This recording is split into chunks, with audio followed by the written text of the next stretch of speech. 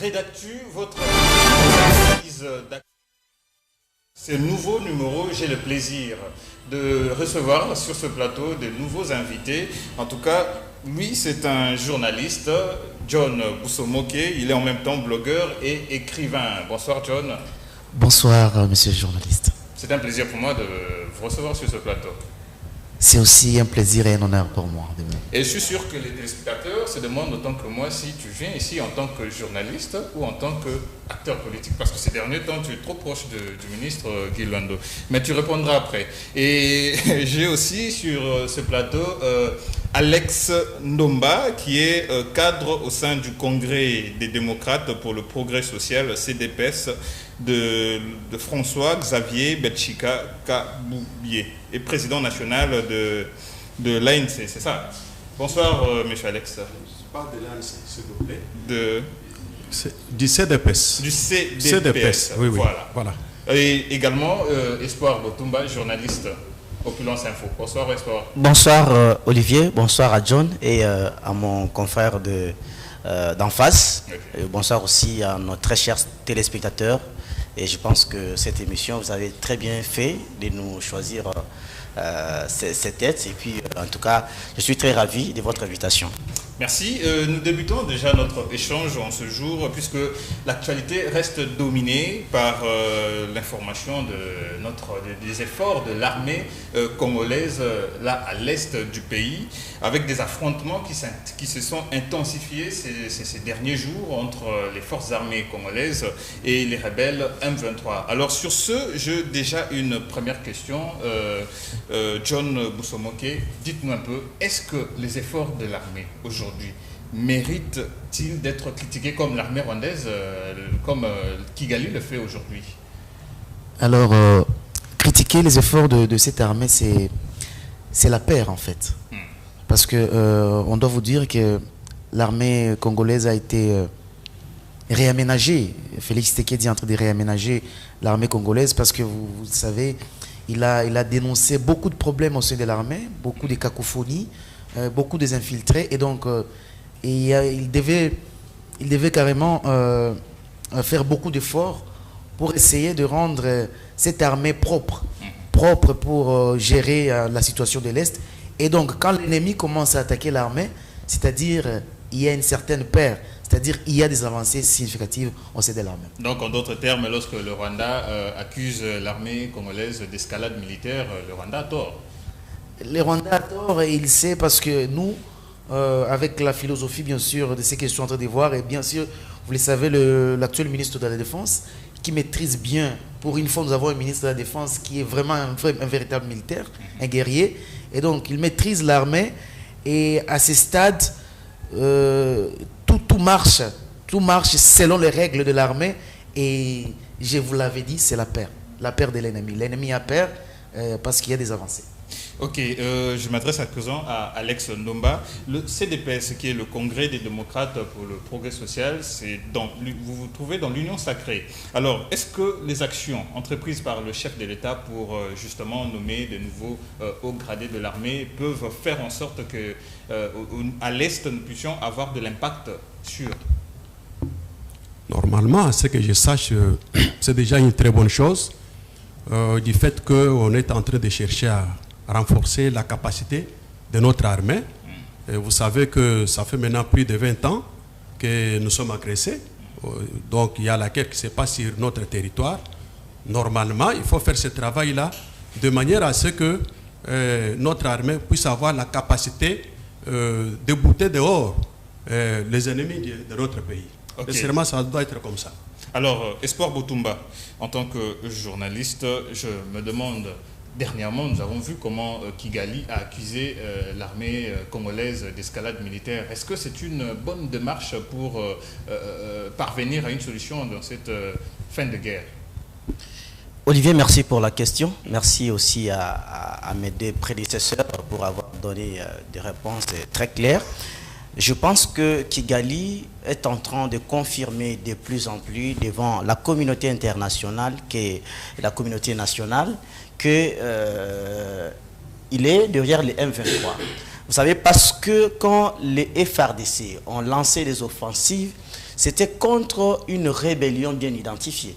Alors moi, je ne peux pas comprendre, vous estimez, parce que Kagame a toujours dit au peuple congolais à la face du monde que le M23 était une rébellion purement congolaise et que les affaires des Congolais allaient être réglées par nous-mêmes les Congolais. Alors si notre armée a lancé d'offensive contre le M23, je ne peux pas comprendre que cela fasse mal au Rwanda. Donc le Rwanda et son président Paul Kagame ont peur parce qu'ils savent que ce n'est pas le M23. Comme je l'ai toujours dit, c'est une rébellion de façade, mais derrière le M23, c'est le Rwanda. Et moi, je pense que c'est une manière pour Kagame de pouvoir confirmer qu'il soutient le M23. Et de telles positions, ça nous arrange, nous les Congolais, parce qu'il y aura un moment où tous ceux-là qui tirent des ficelles derrière les M23 n'apparaîtront plus et nous allons nous affronter avec les Rwandais. Et tout simplement, l'offensive lancée par les FARDC continue de faire peur au Rwanda. Et ce n'est qu'un début, ce n'est qu'un commencement. Vous voyez? Donc les offensives vont s'accentuer jusqu'à ce que le Bunagana sera récupéré par notre armée. Et pendant ce temps, le chef de l'État est désigné comme facilitateur à la crise tchadienne aussi longtemps que le problème congolais n'est pas encore résolu. Le problème congolais est en voie d'être résolu. Je dirais en voie parce que quand vous regardez la cartographie de l'occupation du M23, vous allez réaliser qu'une semaine que nos FARDC ont lancé d'assaut, ils ont pu récupérer quelques localités occupées autrefois par les M23. Alors ce n'est pas un effort minime, c'est un effort que nous devons encourager parce que si sur les 10 localités par exemple occupées par les M23, si nos FARDC parviennent à récupérer même 4, c'est déjà un effort à féliciter. Et là je reviens, en tant que patriote, en tant que Congolais, je tire la sonnette à l'alarme contre tous les journalistes qui confondent la liberté d'expression et le patriotisme. Vous voyez? Parce qu'aujourd'hui, les gens pensent que critiquer les M23, critiquer plutôt le FARDC, critiquer le pouvoir de Kinshasa, faire la publicité de l'ennemi, c'est ça la liberté de l'expression. Non, mais il y a ce qu'on appelle le patriotisme où même si vous êtes Congolais, n'importe où vous vous retrouvez, vous devez être solidaire par rapport à la situation que traverse votre pays. La guerre à l'Ukraine doit nous renseigner quelque chose. Merci Espoir. Est-ce que John, à ce niveau, le chef de l'État peut être en mesure de résoudre les problèmes tchadiens, aussi longtemps que dans son pays, le problème n'est pas encore totalement résolu? Alors, je suis parmi les gens qui pensent que la guerre à l'Est, c'est une question très sensible. Mais cela ne doit pas nous empêcher de faire autre chose. C'est comme si vous dites à un père de famille qui voit son enfant devenir drogué, se concentrer seulement à cet enfant pour son éducation et oublier les autres. Alors, quand on parle d'un facilitateur, il faut bien qu'on puisse savoir le rôle d'un facilitateur. Ce n'est pas que Tshisekedi va prendre les Tchad dans ses mains en tant que facilitateur. Tout à fait, il va les accompagner. Tshisekedi aura seulement pour rôle d'être là au milieu, d'écouter le parti prenant. Une sorte de médiation. De médiation. Et donc, cela ne peut rien empêcher à ces fonctions, à ces prérogatives du chef de l'État et la continuité de ses actions pour la sécurisation de l'Est de la République démocratique du Congo. On le sait, Félix Tshisekedi a été président de l'Union africaine, mais nous avions la guerre quand même à l'Est. Quoi qu'on puisse dire que la guerre quand même traîne, plus d'une centaine de jours sous l'occupation de l'ennemi, c'est quand même trop pour une grande nation comme la République démocratique du Congo. Mais je pense qu'en protégeant les civils, il faudra prendre un peu de temps. Il ne faut pas y aller vaille que vaille, parce qu'il y a des compatriotes congolais qui sont à l'est de la République démocratique du Congo. Il y a des compatriotes congolais qui sont à Bunagana, et nous ne sommes pas des terroristes, comme le gouvernement l'a annoncé.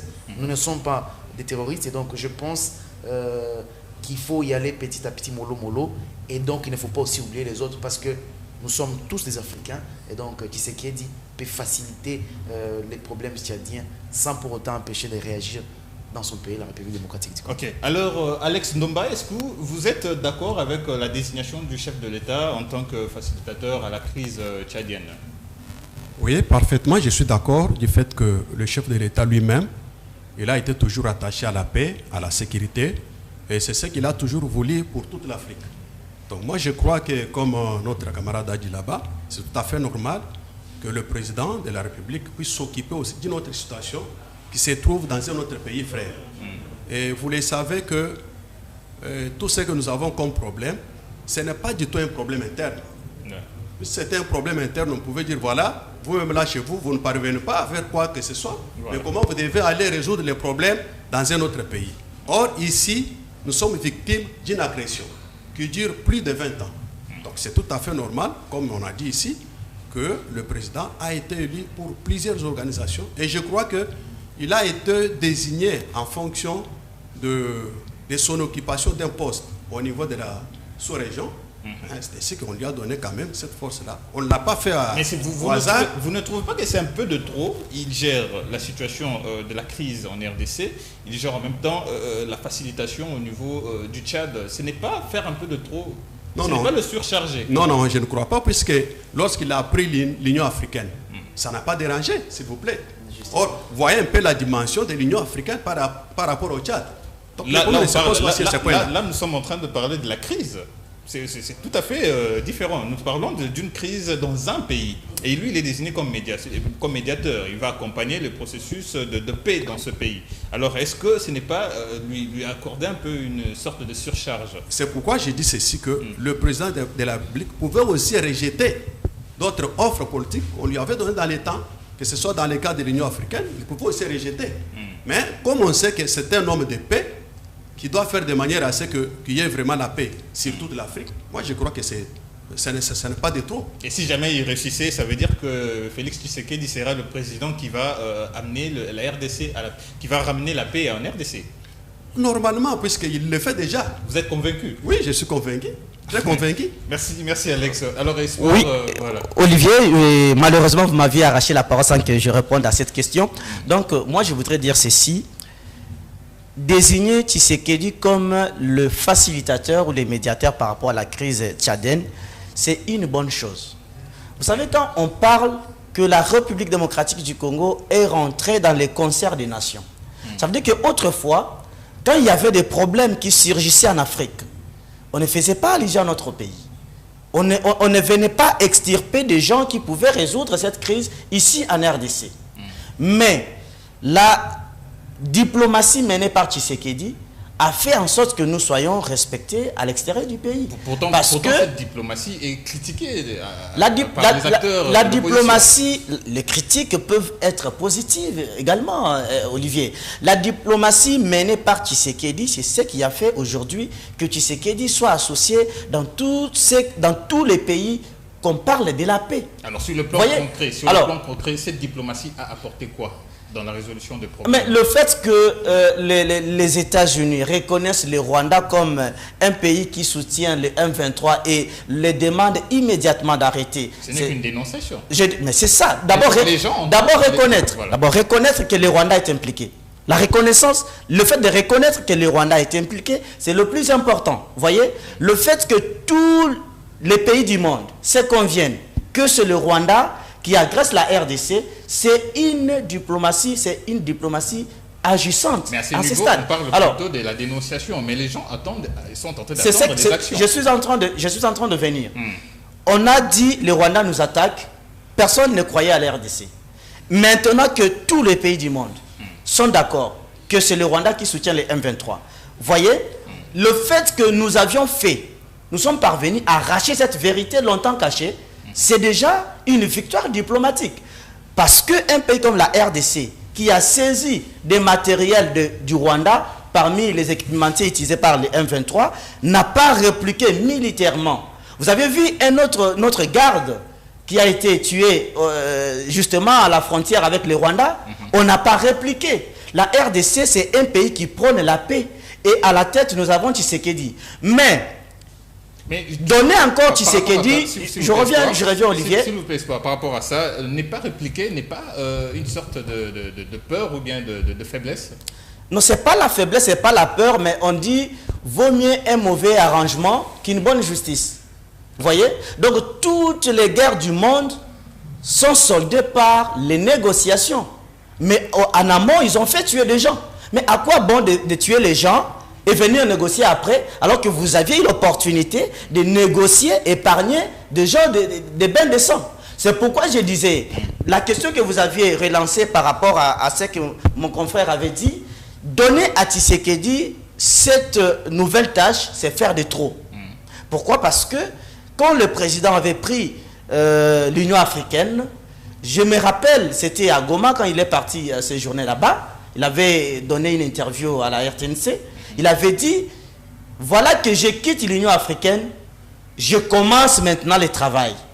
C'est comme si à un moment, le président, en occupant ses fonctions, il se sentait en l'air, surchargé, il ne pouvait pas s'occuper du pays. Alors il lui a fallu d'abord se débarrasser de l'Union africaine et revenir encore s'impliquer au pays. Et maintenant, vous lui donnez encore une autre tâche. Pour moi, il risque d'avoir une autre raison. Pour dire, écoutez, le conflit tchadien m'a pris encore du temps, et comme j'ai résolu ce conflit, je reviens encore. Et dans ce sens-là, c'est nous qui allons perdre. Alors, John, est-ce que vous êtes d'avis avec Espoir par rapport à cette situation? Alors, je ne sais pas si on doit réfléchir de la même manière par rapport à cette situation. Alors, moi, je répète, quand on parle de facilitateurs, ce n'est pas, ce sont les Tchadiens eux-mêmes qui doivent résoudre leurs problèmes. Mais comme il y a des parties en conflit, parce que pour qu'il y ait facilitation, c'est une sorte d'intermédiaire. Il doit y avoir un problème entre deux parties. Et il faut un intermédiaire. Tshisekedi, vous le savez, il y a encore beaucoup Pembe, si je peux le dire. Il est encore blanc, il n'est pas encore... il n'est pas taché de sang, Tshisekedi pas encore en tout cas. Alors c'est comme une colombe pour l'Afrique, un jeune président qui vient, et moi je pense que c'est d'ailleurs c'est une sorte de fierté pour la République démocratique du Congo, parce qu'en prenant notre président de la République, parce qu'il ne faut pas croire... Et pendant ce temps, nos concitoyens de l'Est continuent à périr. Moi je vous dis que le problème congolais aussi, c'est Tshisekedi ne peut pas résoudre ça seul. Comprenez? Tshisekedi, c'est l'incarnation du pouvoir, c'est l'incarnation de notre fierté, mais Tshisekedi ne peut pas résoudre la question de l'Est. Parce que vous savez, est-ce que quand la population, je ne sais pas si je peux le dire sur ces plateaux, mais je me permets quand même de le dire, est-ce que vous savez que l'ennemi ne peut jamais pénétrer si la population et l'armée s'impliquent? Et donc, nous disons aux compatriotes encore qui sont à l'Est, qui collaborent avec l'ennemi, qu'il est temps d'arrêter. Parce que moi je vous dis qu'il y a des pays d'Afrique qui n'ont pas été colonisés, c'est parce que la population était émise. La population n'a pas voulu accepter que l'ennemi puisse pénétrer. Et donc, moi je suis sûr qu'il y a toujours des compatriotes congolais qui collaborent encore avec l'ennemi, parce que c'est inconcevable que Bounaga ne soit pas pendant tout ce temps. Et donc, moi je suis sûr, je sais que le président fait encore des efforts pour essayer en tout cas de faire le mieux, parce qu'il fallait d'abord pacifier l'armée, il fallait réaménager l'armée. C'est un travail de titan. Un travail de titan. Alors, Alex Ndomba, est-ce que au sein de notre armée, on peut affirmer qu'il y a eu des traîtres, puisqu'il y a ce rapport de Human Rights Watch qui a affirmé que l'armée congolaise était en train de collaborer avec des milices dans l'est du pays pour justement mener la guerre aux rebelles de M23? Justement, à ce que je sache, vous savez que, comme j'ai dit ici, depuis 20 ans, nous sommes agressés. Et vous savez de quelle manière, avec les brassages, mixages, il y a eu autant d'infiltrations, il y a eu de personnalités ou bien des éléments. Mais est-ce que ces infiltrations se sont déroulées seulement au sein de l'armée, ou bien il y a eu aussi des infiltrations dans le gouvernement et dans d'autres couches de la société? mais c'est ça. Mais c'est le gouvernement qui a fait qu'il y ait au moins brassage, mixage. C'est le gouvernement, ça vient du gouvernement. À cause de quoi? À cause de la Constitution, vous voulez dire? Ou bien qui a permis à ce que tous les Congolais vivant sur le sol après 1960. Oui, bon, c'est-à-dire quelque part, soit, puisque ce n'est pas le gouvernement d'aujourd'hui, il y a les gouvernements qui datent depuis Kabila père, Kabila fils et consorts. Tous ces gens-là qui s'étaient retrouvés dans notre pays pour avoir le pouvoir à travers le soutien du Rwanda. Et vous devez comprendre que, vous savez que c'est lui qui était à la tête de notre armée, qui est maintenant pour le moment, qui se trouve au Rwanda. Comment il s'appelle? James Kabarebe. Vous le savez très bien que c'était un Rwandais. Mais il a dirigé notre armée. Si maintenant lui s'est trouvé au sommet, a fortiori au niveau de la base. Donc vous comprenez que cette situation-là, que nous avons vécue pendant 20 ans, on ne peut pas les finir dans 2-3 ans. Donc, en d'autres termes, les régimes qui ont précédé le pouvoir du chef de l'État ont été aussi à la base de cette situation. Fortement à la base. Fortement, je dis bien. Merci beaucoup, Alex. Alors, Espoir, nous allons évoluer. Nous avons parlé de Kigali qui a accusé les FARDC. À présent, nous allons prendre ces affrontements qui se déroulent à l'est du pays entre l'armée congolaise et les M23. Est-ce que le processus de nomination fait par le chef de l'État a apporté un fruit pour la résolution de ce problème à l'Est? Exactement, parce que nous en avions déjà parlé. Vous allez remarquer que depuis qu'on a changé, on a fait le remaniement au sein de l'armée, il y a eu des tenus qu'on a donnés à l'armée. Vous comprenez? Parce que à l'arrivée de Chiwewe, à l'état-major général de notre armée, il a donné une nouvelle direction. Et que les militaires qui étaient au front se sont lancés. Et voilà, j'ai cité à mon introduction ici quelques réalisations par rapport à l'offensive qu'on a lancée. Donc, quelques localités sont désormais récupérées parce qu'il y avait de nouvelles stratégies.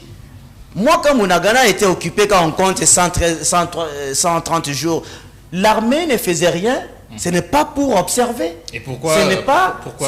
C'était tactique, c'était stratégique pour renouveler la manière d'attaquer. Vous voyez, c'est pourquoi, comme papa était en train de parler ici, notre armée a été suffisamment infiltrée et cette infiltration, c'est du sommet jusqu'aux militaires du rang. Pourquoi? Parce que je ne peux pas comprendre que les conversations de l'armée au front des batailles soient mises à la place publique. Je ne peux pas comprendre. Quand on converse, qu'on tourne de la gauche, l'ennemi est à droite, tout ça, on est espionné. Et moi, j'ai écouté sur Twitter, s'il te plaît. Et publié, à plus forte raison, plutôt publié par un journaliste congolais. Et si par hasard ces appareils de communication ont été piratés, non seulement par les Congolais eux-mêmes, mais aussi par la partie de l'ennemi? Mon frère, nous vivons en pleine nouvelle technologie de l'information et de la communication. Tout est possible, je n'en disconviens pas.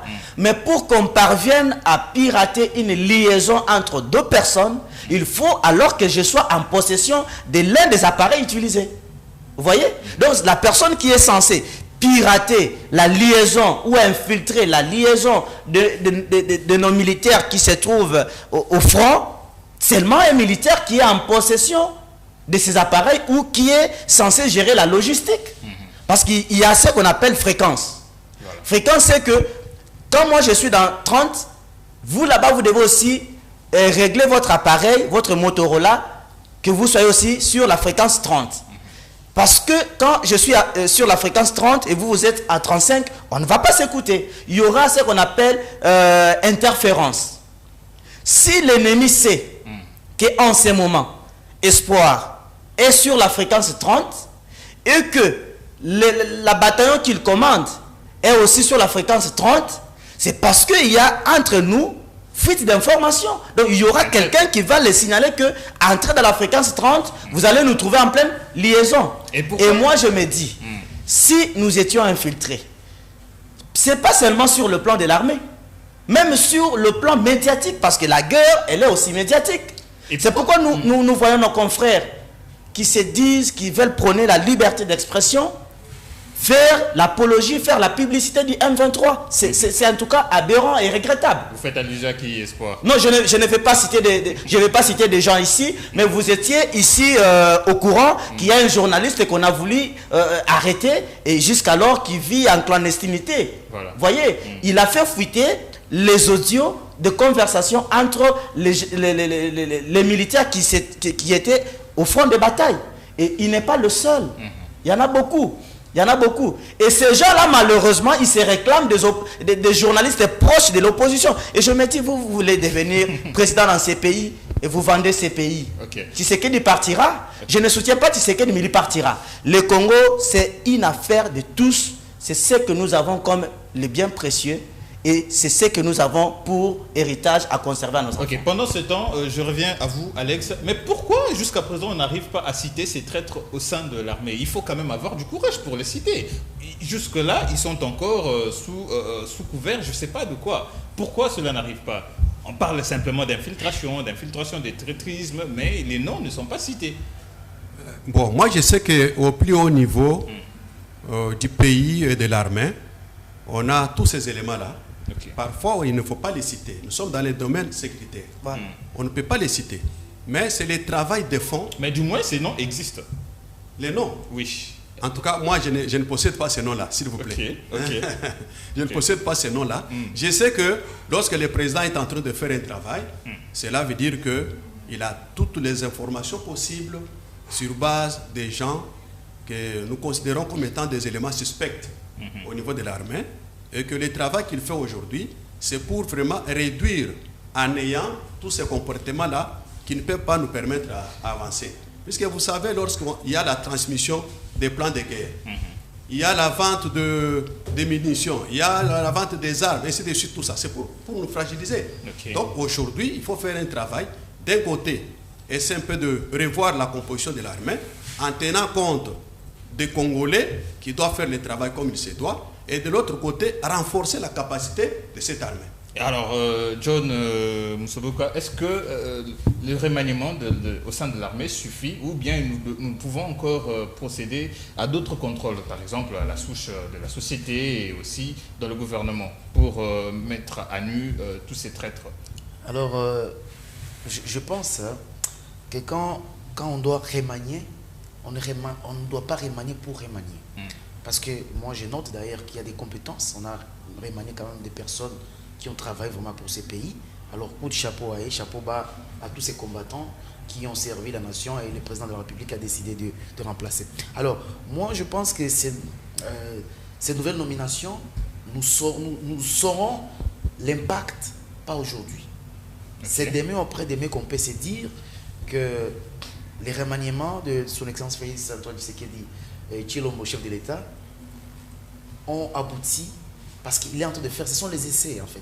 Ce sont les essais, le président Tshisekedi essaie de tout faire. Donc là, on peut déjà dire que la réplique des forces armées de la RDC, c'est déjà un pas vers la réussite de ces nominations. Bien évidemment, parce que on doit en tout cas se référer à des personnes qui ont des compétences, à des personnes jeunes surtout, parce que vous avez remarqué dans les nouvelles nominations qu'il y a quand même eu beaucoup de changements et des nouvelles, les gens qui ont quand même de l'énergie pour aller sur le terrain. Je vis par exemple le général John, le folklorique John général, qui est parti 21e région militaire, je pense, quelque chose comme ça. Là, vous parlez du sapeur. Bon, en fait, je ne veux pas aborder sur ces coups-là, mais il est quand même, je pense qu'il est dynamique. On le voit trop sur les réseaux sociaux. Je ne pense pas si c'est bien ou pas. Je ne sais pas, ce n'est pas ce qui nous intéresse. Mais je pense en tout cas, le remaniement, nous saurons l'impact de ces remaniements d'ici là, dans les jours à venir, tout en le souhaitant bonne chance quand même. Ok, nous allons passer à une autre thématique, à moins que Espoir, tu puisses dire un dernier mot par rapport à ce sujet. Oui, évidemment, donc nous sommes rapidement. Hein. Oui, rapidement, nous saluons d'abord ce que fait les FARDC en ce moment. Donc il y a quand même du sourire qui commence déjà à revenir, des localités quand même récupérées et à l'unisson. Donc tout Congolais qui aime vraiment ce pays doit vraiment contribuer de n'importe quelle manière pour que la paix revienne dans ce pays, parce que nous n'avons que ça. Ok, merci. Oui, allez-y, Alex.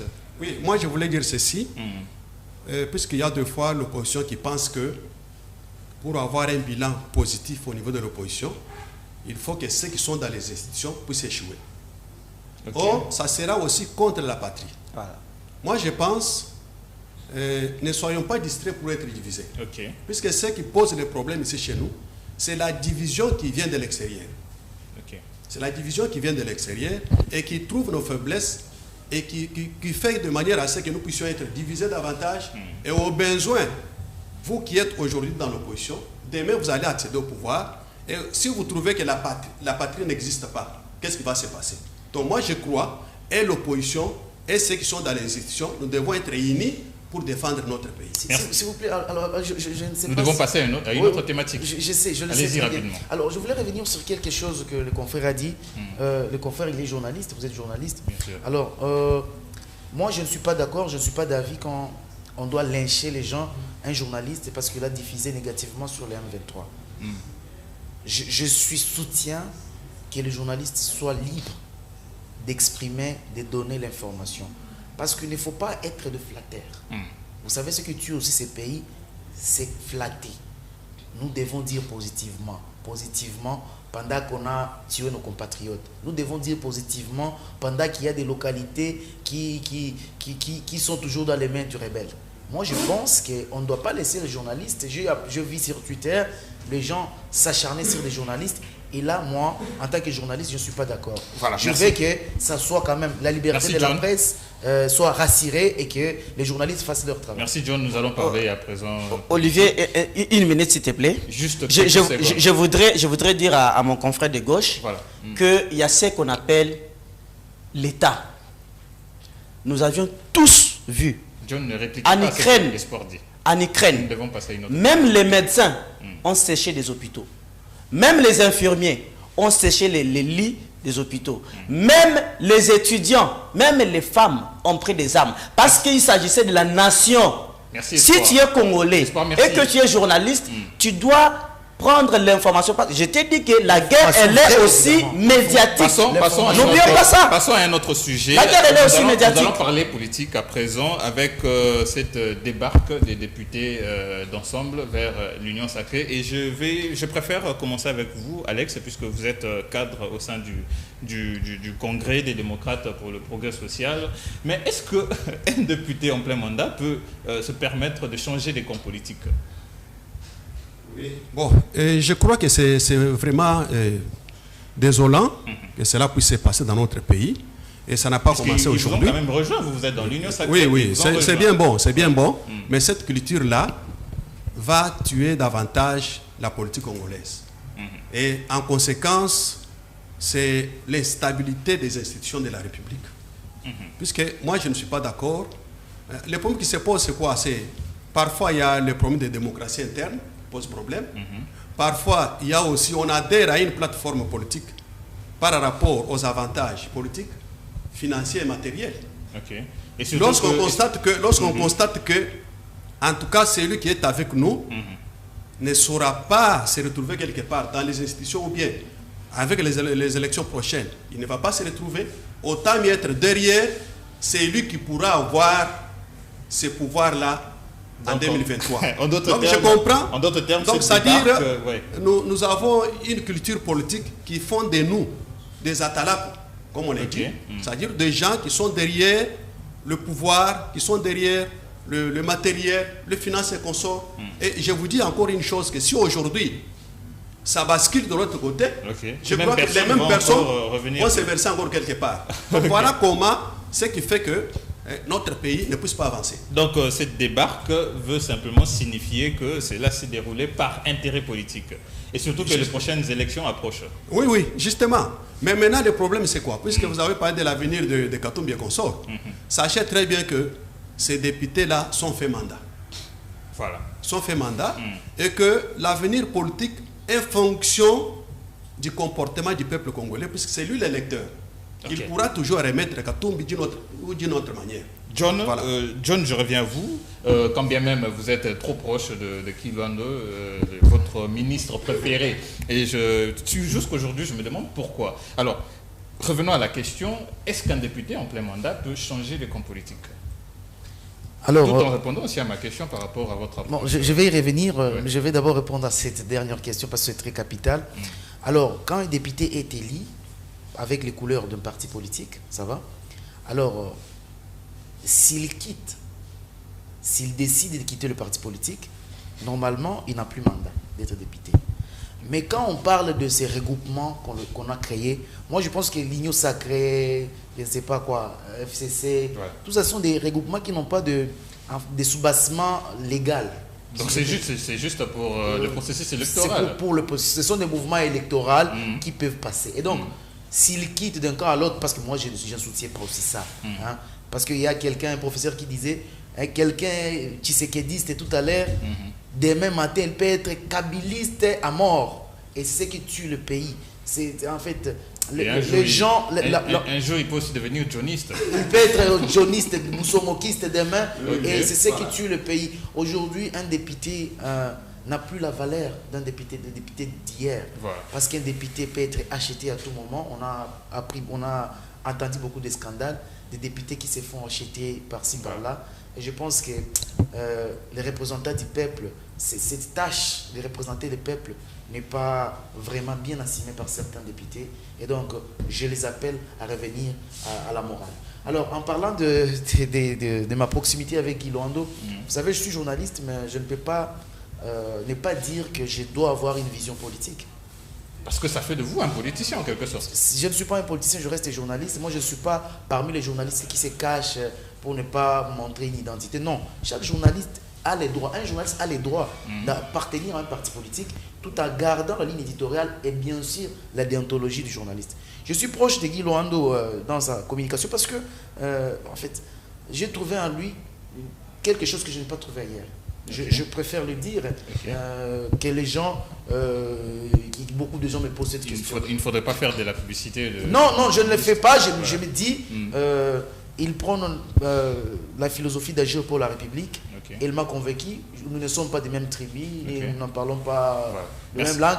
Mais je pense que il a une vision que j'ai acceptée. Parce que je ne peux pas accepter même de diffuser sur quelqu'un de ses activités qui ne me convainc pas. Merci. Moi, je suis dans cette logique. Espoir, nous revenons à la question en rapport avec... Je sais pourquoi tu souris, parce que toi aussi, tu as des affinités avec certains non, je n'ai pas d'affinité avec certains politiciens, parce qu'un journaliste ne fait pas la politique, mais quand même, nous pouvons émettre des analyses qui vont dans les sens, peut-être, qui peuvent faire croire aux gens que nous soutenons ces gens-là. Donc, mais nous, on ne fait pas la politique. Donc, alors, je voudrais rebondir sur la question que vous aviez posée pour savoir si un député peut basculer en plein mandat. D'abord, pour les cas d'ensemble, parce que de ça qu'il s'agit, je dirais que Ensemble pour la République, c'est un parti politique, c'est la fusion de partis politiques créés après les élections. Donc en réalité, ou juridiquement parlant, Ensemble pour la République n'a pas de députés. N'a pas de députés parce que il faut qu'un parti politique aligne les députés avant l'élection sur sa liste. Vous partez battre campagne et vous revenez avec une victoire, je ne sais de combien de pourcents par rapport à l'électorat. C'est alors qu'on va vous reconnaître comme vous avez autant ou autant de députés. Vous comprenez? Donc, en ce niveau, Ensemble pour la République n'a pas de députés. Vous comprenez? Alors, dire que basculer d'un camp à un autre, c'est faux. Parce qu'ils n'ont pas basculé.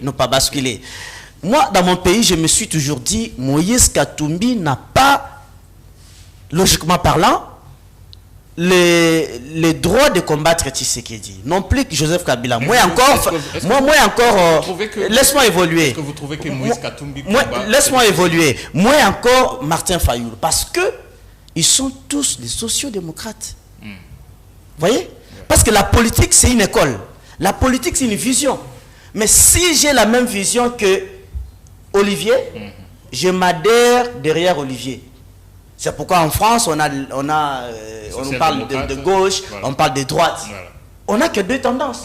Soit on est contre, soit on est pour. Mais chez nous, quelqu'un qui prône les social-démocratiques avec Félix Tshisekedi, parce qu'il n'est pas reconnu ministre, il s'oppose. Mais est-ce que Moïse Katumbi se sent mis à l'écart par rapport à toutes ces nominations? C'est là que je reviens, parce que vous avez dit que les députés ont basculé à l'Union sacrée, alors que même Moïse Katumbi est dans l'Union sacrée. Moïse Katumbi n'a jamais quitté l'Union sacrée. Jusqu'à maintenant, les ministres envoyés par Katumbi à l'Union sacrée remettent les 10% à Moïse Katumbi. S'il vous plaît, et il bénéficie. Ça veut dire que les députés n'ont pas basculé d'ensemble à l'Union sacrée, parce que ensemble, et ces députés, ils sont tous dans l'Union sacrée. Moïse Katumbi n'a jamais renoncé. Et je vais vous dire, l'Union sacrée n'est pas une tendance politique, mais c'est une vision. Une vision commune. Une vision. Donc tout le monde, que ce soit Martin Fayoul, le jour où il va décider que la vision de l'Union sacrée est claire, il peut venir tout en gardant son statut d'opposant. On ne chasse personne. Parce que, attends, quand le chef de l'État avait convoqué les gens à former l'Union sacrée, il a dit toutes les classes confondues. C'est-à-dire que ce soit dans l'opposition, que ce soit dans la majorité, société civile, vous avez droit d'être dans l'Union sacrée et critiquer Tshisekedi. La preuve, c'est Moïse Katumbi. On ne l'a pas chassé. Je crois que Alex Ndomba, vous avez un mot à dire par rapport à tout ce qui s'est dit. Oui, je voulais dire ceci. Vous savez, les problèmes qui se posent dans notre pays, c'est parce qu'il y a des partis politiques ou bien des personnalités qui se réfèrent à une autre personnalité, considérée d'ailleurs aujourd'hui comme autorité morale. Et c'est lui qui sort l'argent, qui fait tout. Et le jour où cette personnalité-là va faillir ou bien va mourir, alors ça sera la disparition de cette organisation politique. Okay. Donc maintenant, c'est pourquoi nous, au niveau du CDPS, nous voulons beaucoup plus donner la culture de cotisation. Okay. Pour que quelqu'un ne puisse pas comprendre que si le parti fonctionne, ce parti fonctionne grâce à nous. Alors, une question de curiosité par rapport au CDPS. Oui. Pourquoi jusque-là, vous ne faites pas partie du gouvernement ou bien vous n'occupez pas de postes au sein des institutions? Oui, le problème est que nous n'avons pas participé aux élections de 2018. Okay. Oui, le président avait postulé à la présidence, mais lorsqu'on a constaté que FCC a créé beaucoup plus de manœuvres, nous nous sommes dit, nous ne pouvons pas accompagner ces gens-là. On a préféré un peu se retirer. Et puis nous avons constaté que l'opposition dans les temps ne voulait pas s'entendre pour sortir un seul candidat.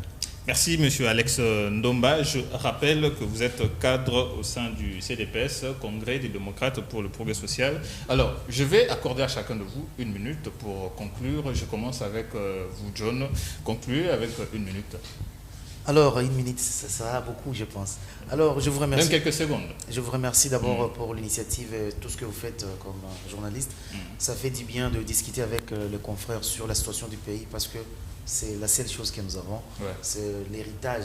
Hein, c'est our legacy, si je peux le dire. Voilà. Et donc, je ne sais pas si vous m'accordez de parler de cet ouvrage. Oui, puisque vous avez 1 minute. Parce que dans mes 1 minute, alors comme je vous l'avais annoncé, que je suis en train de sortir une bande dessinée sur la drépanocytose. C'est une maladie connue, mais beaucoup l'ignorent. C'est une maladie en tout cas tueuse, silencieuse. Et donc je voulais en parler dans une bande dessinée. C'est une œuvre littéraire, c'est une nouvelle. Et donc, vous savez que chaque jour, en République démocratique du Congo, il y a environ 6% des nouveaux-nés, des enfants qui sont nés, qui naissent des drépanocytaires. Et donc, il fallait faire quelque chose pour accompagner la lutte, pour sensibiliser. Donc, je viendrai encore sur votre plateau, si vous le permettez. Je crois que le message est très bien compris. Pour qu'on parle. Espoir, concluez aussi dans quelques secondes. Oui, merci Olivier. Pour la conclusion, je dirais tout simplement à tous les Congolais qui nous suivent en ces moments, d'être soudés, parce que les pays traversent un moment très difficile, un moment qui nécessite l'implication de tout le monde. Donc que les Congolais restent soudés, qu'ils évitent la distraction. À mes confrères journalistes, je leur dirais ceci. Je leur dirais ceci. Nous n'avons que ces pays. Être journaliste, cela ne veut pas dire de se désolidariser quand le pays traverse un moment difficile. Parce que même en France, vous voyez, les informations sont toujours orientées et commandées. C'est que la RFI fait, France 24 et Télé 50 et TV5. C'est différent de ce que nous croyons, ce que nous savons de tout ce qui se passe. Non, il faut nous sommes pas toujours louer s'il vous plaît. À l'extérieur. Non, je dis différent. J'ai parlé que ces informations sont commandées. C'est-à-dire que la France oriente les journalistes par rapport à ses aspirations. Alors le Congo ne fera pas exception. Nous qui sommes journalistes au Congo, nous avons la liberté d'expression. Mais quand le pays est attaqué, nous devons avoir une attitude sévère par rapport à la défense de notre pays. Merci. Au ministre de la Communication, je lui dirais qu'il nous change le programme de la RTNC. Le programme doit refléter la situation que le pays est en train de traverser. Parce que nous voyons des journaux qui passent chaque jour, c'est ce que moi j'appelle des journaux protocolaires. Le ministre a reçu, le ministre a fait ceci, mais nous ne savons pas ce qui se passe à Bunagana et ailleurs. Il doit adapter les programmes de la télévision par rapport à la situation du pays. Concluez et puis nous allons... Oui, merci beaucoup. Je tiens d'abord à vous remercier. Vous remercier sincèrement pour cette invitation. Je sais que ça ne va pas se limiter aujourd'hui. Je remercie aussi les services techniques et surtout les responsables de la chaîne. Et moi je crois, comme nous avons dit ici, toute guerre finit toujours par une table de négociation. Mais pour nous les CDPS, nous disons ceci: on ne peut pas lâcher prise. Nous devons aller jusqu'au bout pour que la guerre cesse dans notre pays. À la dernière goutte du sang, le dernier Congolais. Merci beaucoup. J'avais reçu sur ce plateau Alex Ndomba Kaputu, cadre au sein du Congrès des démocrates pour le progrès social, CDPS en sigle, et également Espoir Botumba, journaliste pour le compte de Opulence Info. Et à ses côtés, j'ai aussi reçu l'honneur de John Boussomo, qui est journaliste et en même temps blogueur et écrivain. C'était un plaisir pour moi en tout cas de vous recevoir vous tous sur ce plateau. Quant à vous, très chers téléspectateurs, nous nous retrouvons la semaine prochaine et ça sera vraiment avec le même plaisir. Merci à toute l'équipe technique qui m'a accompagné. Je pense bien sûr à Jolie Bilonda et à notre ami qui est à ses côtés. Je pense aussi à Patrick Baba, le réalisateur, et aussi à David Nguye. Au revoir et nous nous retrouvons la semaine prochaine. Merci, au plaisir.